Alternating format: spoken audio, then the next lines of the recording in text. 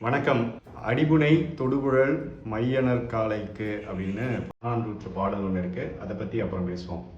நான் இப்போ ஒரு பேச்சாளர், கார்ப்பரேட் ட்ரைனர், இப்படி ஓரளவு நீட்டாக இருந்தால் ஒத்துப்பாங்க. ஆனால் ஒரு கார்ப்பரேட் ட்ரைனர்னு சொல்லிட்டு நான் இப்படி தாடி வச்சிருந்தா நல்லா இருக்குமா?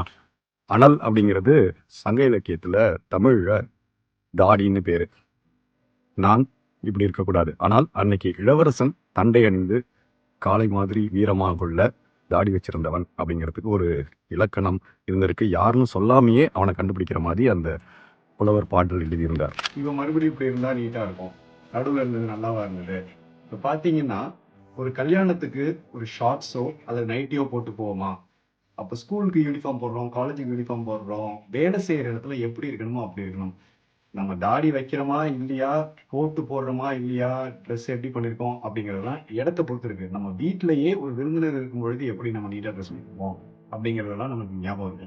அப்போ க்ரூமிங் அப்படிங்கிறது இடத்துக்கு தகுந்தாப்புல நாம சரியா மெயின்டைன் பண்ணணும் அப்படிங்கிறது ஒரு கருத்தில் கொள்ள வேண்டிய பாயிண்ட்டுங்க. நாம மெயின்டைன் பண்ணுவோம். நன்றி.